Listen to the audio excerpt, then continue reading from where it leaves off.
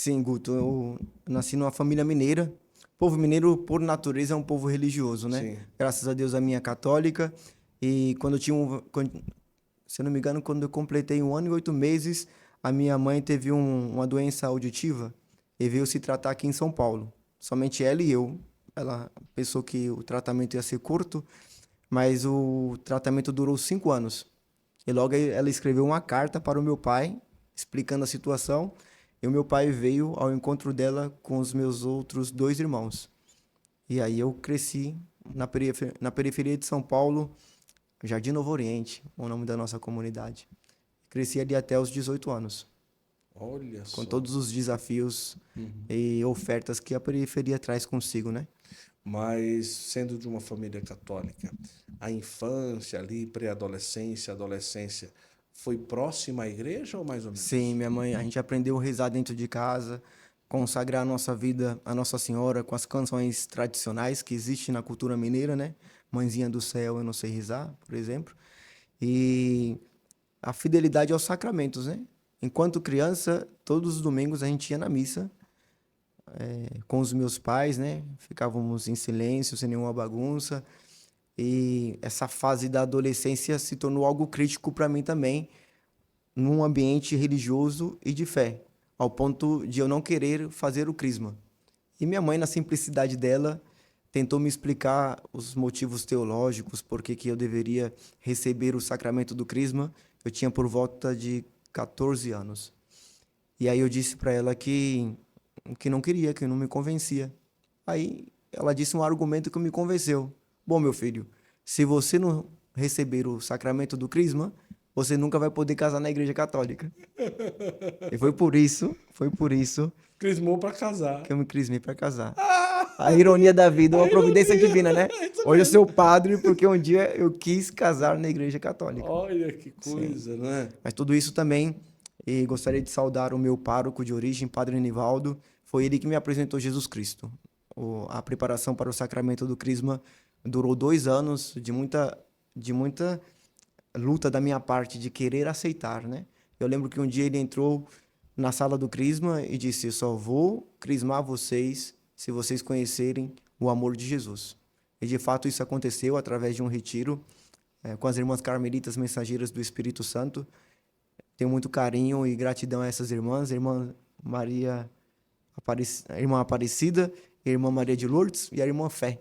Pregaram o meu retiro e foi um marco também para a minha história como cristão católico. Ali eu pude entender tudo aquilo que minha mãe e meu pai lutaram para passar para os seus filhos. Essa convicção que Deus existe, que Deus nos ama, que Deus cuida de nós. E depois desse retiro, me engajei na igreja, me tornei coroinha, me aproximei mais da Sagrada Escritura, da convivência com o padre, e a minha paróquia se tornou uma família, uma segunda casa. As minhas verdadeiras amizades que eu tenho nasceram ali e me acompanham até hoje. Olha que maravilha. Agora, quando jovem, além de ter crismado para casar, em qual momento ali aparece o desejo de ser sacerdote ali? Como eu disse, eu comecei a servir, né, como coroinha, e a gente tinha o hábito de, assim que chegasse na igreja, A íamos paróquia era qual padroeiro? paróquia Nossa Senhora Rainha dos Apóstolos. Olha só, Rainha isso eu dos não sabia. Apóstolos. A gente tinha o costume de chegar na igreja, visitar o Santíssimo, fazer uma oração pessoal, né? Sim. Na época eu já tinha até me apaixonado, já tinha algo assim em mente, né? E aí veio um pensamento de ser padre, assim, né? E eu me assustei diante da capela, diante de Jesus. Na capela eu me assustei, falei: "Não, não, não quero isso pra mim. Quero casar, né? Eu quero ser fiel a esse desejo ainda." E com o tempo esse pensamento foi crescendo, e criando também sentimento dentro de mim pela beleza do sacerdócio, até que eu venci o medo de conversar com meu pároco. Ele foi bem racional, Guto. Ele falou: "Olha, filho, talvez esse desejo cresceu dentro de ti porque a gente está tendo muito contato. Você está aqui todo dia, está servindo, a gente toma café junto.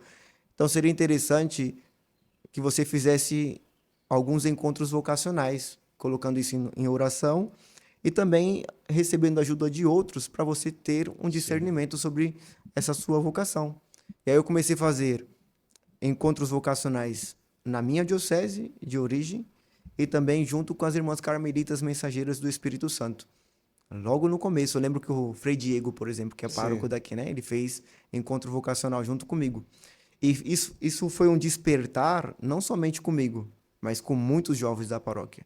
E meu pároco, por dom divino, ele tem esse carisma de despertar vocações. Nós somos 8 sacerdotes, que são frutos do ministério dele.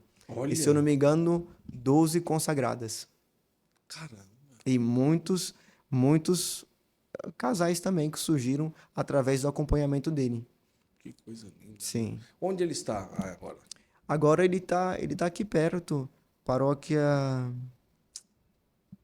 Frei Galvão, ah, na região de São Luís, entre São Luís, Jardim São Luís e M. Boi Mirim. Diocese de Sim. Campo Limpo. Sim. Ah, Nome de Campo estranho. Limpo. Sim. Ah, entendi. Padre Nivaldo. Agora, esse tempo todo que o senhor passou na Alemanha, o senhor chegou aqui há quanto tempo? Tem 1 ano e 3 meses. No início, teve dificuldade de voltar a falar todo dia português, não? Sim, eu tenho ainda, às vezes, a gente conversando aqui, algumas palavras em alemão, por isso que eu dou uma pausa. Ah, é? Por isso que eu dou uma pausa. Foram 17 anos, né? Vem mesmo em Vem, alemão com e aí tem certeza. que procurar a português, da língua portuguesa para falar. Exatamente isso. Quando eu cheguei na paróquia Santa Terezinha, eu fazendo as homilias, eu parava assim, aí o povo ficava, eu falava pro povo, me ajuda, por favor. Aí o povo começava a tentar descobrir as palavras, né? Até uma palavra mais ou menos parecida, aí eu acolhia. Hoje em dia é difícil acontecer. Olha só. Sim, mas Mas no existe essa início- dificuldade ainda. Porque lá falava pouco português, né? Sim, então, eu fui com um primo de terceiro grau para a Alemanha. Nós éramos 2, Padre Cláudio, hoje ele continua na Alemanha, ele é secretário do bispo lá. Me ajudou muito, porque a gente estava totalmente sozinho, né? Então eu já tinha uma familiaridade com ele era bem disciplinado, isso me ajudou também a me esforçar mais para aprender o alemão. Então a gente conversava no começo bastante em português. Acho que depois de 4 meses, mais ou menos, ele falou: Eudvar, vamos fazer uma regra? A partir de hoje, a gente só conta piada em português e fala sobre futebol. Ele era São Paulino e eu corintiano. O resto vai ser só alemão. Só E isso alemão. ajudou, porque a língua alemã exige muita disciplina, né? E imersão nessa cultura. Então, a partir do momento em que nasceu ali o desejo para ser padre, quando que foi realmente a decisão e essa oportunidade que apareceu, Sim. possibilidade? Foi um processo bem duvidoso, assim, para mim. Eu tinha, depois de encontros vocacionais, eu tinha essa certeza, né? Que o meu caminho era o sacerdócio. Mas aí eu tinha duas possibilidades de formação: ingressar no seminário diocesano ou nas Irmãs Carmelitas Mensageiras do Espírito Santo, que estava tendo o seu começo. E eu com essa dúvida, uma luz divina assim, foi o cardeal Miller, na época ele era bispo ainda.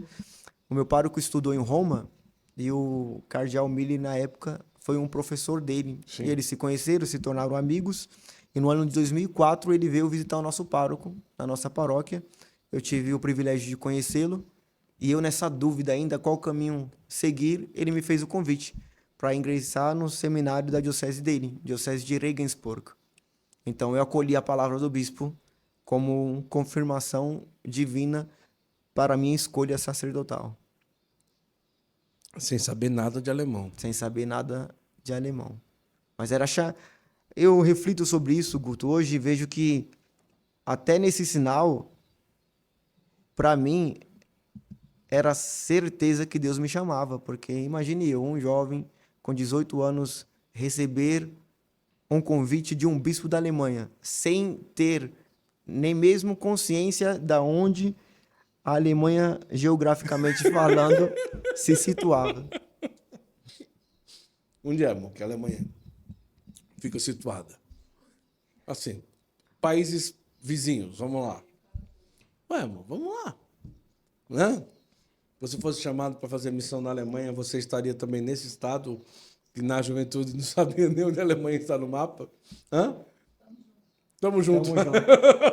Mas essa era a minha realidade. Acredito que é a realidade de muitas pessoas do Claro que Brasil, é. principalmente Eu do... falo assim brincando. Sim, sim.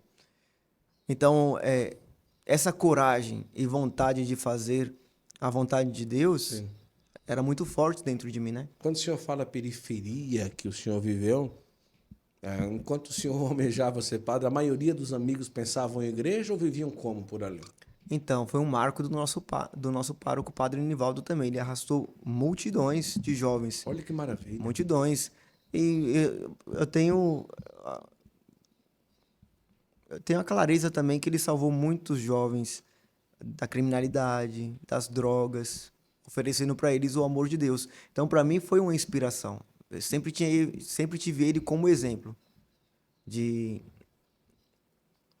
por exemplo, a segunda leitura de ontem, né? São Paulo vai terminar dizendo: eu fiz de tudo para o Evangelho, para que ele, para que eu me tornasse parte dele. Então, o sacerdócio é isso também, né? Ser parte do Evangelho, fazer tudo pelo Evangelho para que nós nos tornemos parte dele. Então, o exemplo do nosso pároco foi exemplar para mim. E salvou muitas vidas. Jovens que cresceram conosco e já estavam perdidos, conheceram o amor de Deus e mudaram de vida.